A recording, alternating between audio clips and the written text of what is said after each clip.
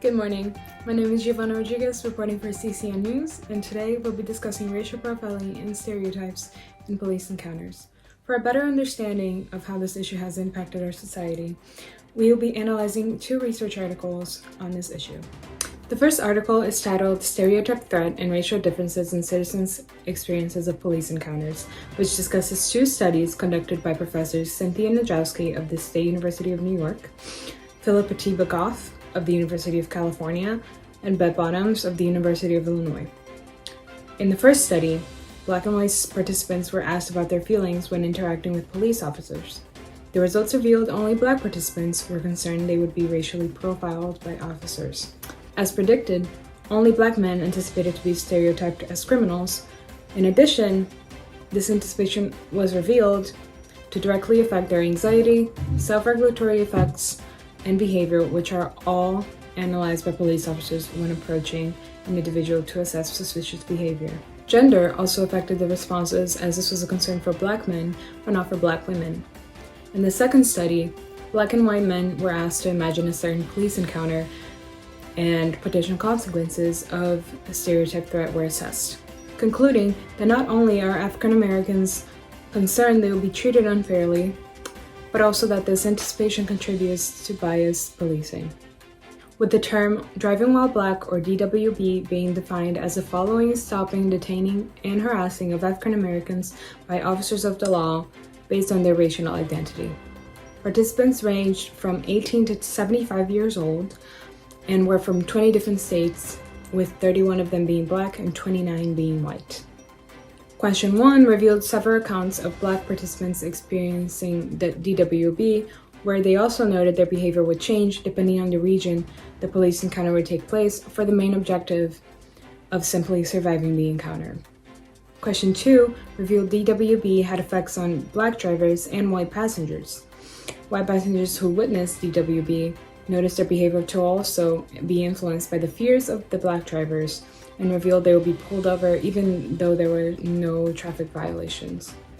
A second article titled Exploring Black and White Accounts of the 21st Century Racial Profiling, Riding and Driving While Black by Gina Kesselbell, Mark C. Hobson, Richard Craig, and Nicholas W. Robinson conducts 60 qualitative interviews to assess research questions. Number 1, how do Black or African American automobile operators experience racial tensions in the 21st century United States?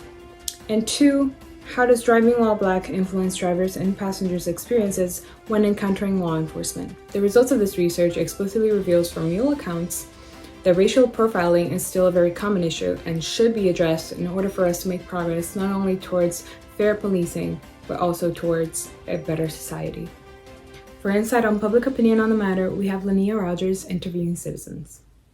Okay, today we're here with Samuel Erickson. All right.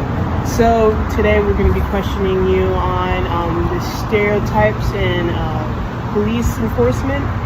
With everything going on today, how is your view on the police enforcement right now? In my opinion, with the police enforcement, you have to give or take the good and the bad. With my personal experience, I've experienced more good than bad, but the bad has put a shadow over all of the good cops. So I do have to say that, like for example, if you're stopped by the cops, stopped by the police, the first thing they do is they ask you, or they tell you the reason why you're being stopped, and then they ask for your license and registration.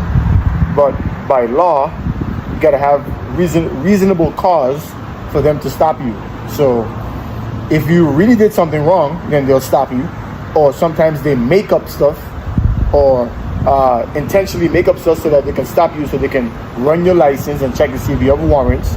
And sometimes they profile you, based on how you look, skin color, ethnicity, your hair, gender, depends what kind of car you're driving in.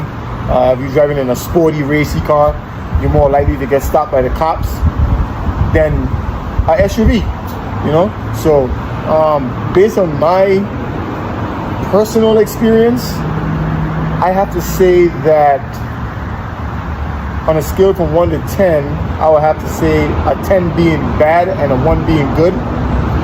that the cops are more like in between, 6, 7. But like I said, you do have your rogue cops in between that have their own personal, biases, that kind of put a shadow over the whole department. And that makes it real bad on society, and it puts a bad stigmatism and how people view police officers and law enforcement, and it makes it hard to trust. Makes it hard to, for instance, if you're having a real problem at home, it makes it hard for you to pick up the phone and dial 911 and have a complete stranger, because that's exactly what they are. Cops are strangers to you, come to your house and invade your privacy, and you're pretty much just giving up everything to someone that you don't know. So that's just my opinion on it. So your overall view on cops is that it's 50-50, but with the bad and mixed with the good cops, the bad stands out more. So the stereotype, like as you said, stereotypes, cops do have stereotypes at some points. Right. When they look at people and they choose based on their bias or their background or their environments. Right. It spreads into their work and it affects citizens day by day. Right, and that's the reason why when you become a police officer, you swore under oath to uphold the Constitution. Mm-hmm. So in other words, they're not regular citizens anymore. Okay, they uphold the Constitution, which means there's the First Amendment, Second Amendment, Third Amendment, Fourth Amendment, and there's all the amendments that comes along with the Constitution that they have to uphold by all means necessary.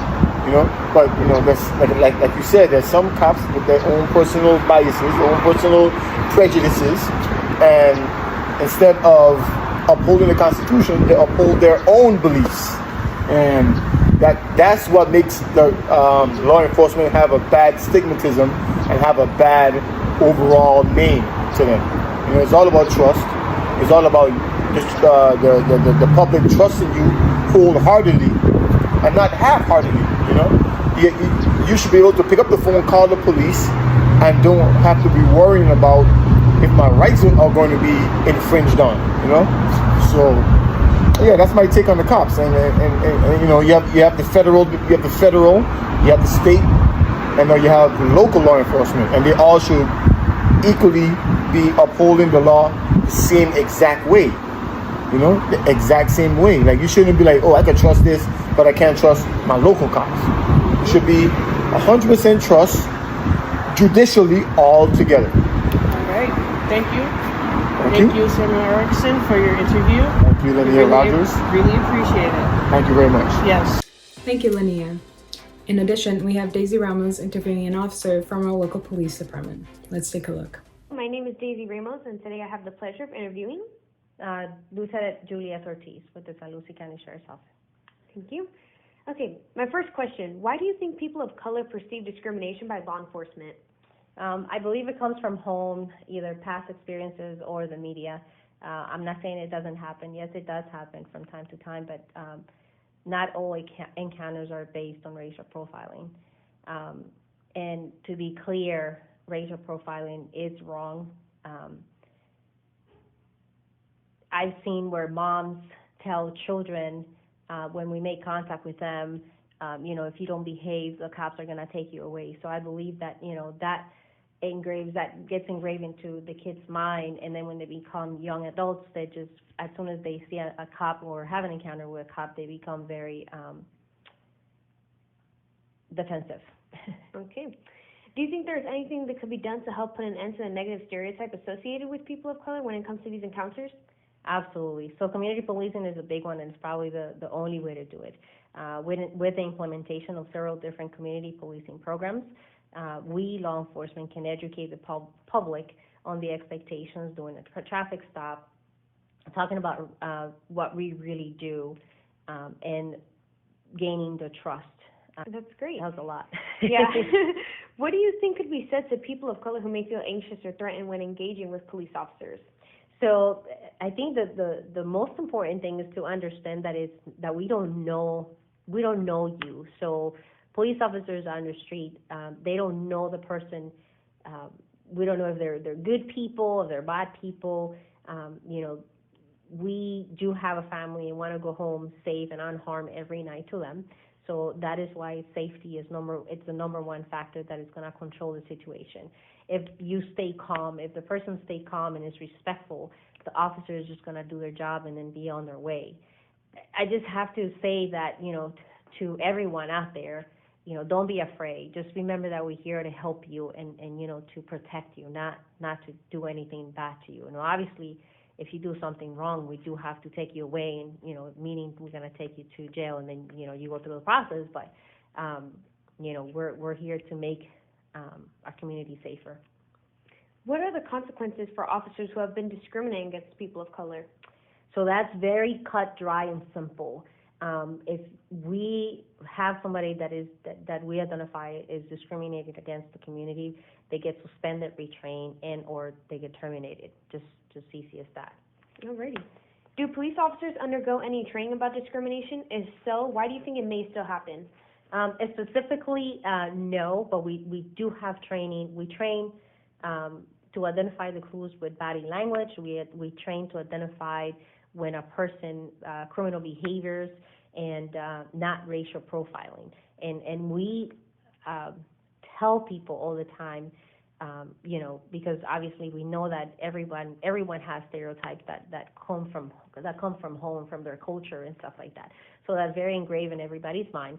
So when they come here, every police officer is obviously somebody's mom, somebody's kid, right? Somebody's mom, somebody's sister.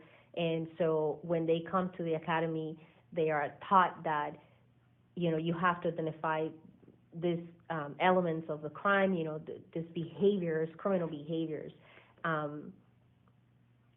There's people that have these biases so engraved into them that is very difficult for them, and that's why it happens, because they can't get out of that. And their unconscious bias that everybody has is just something that we have to work through it.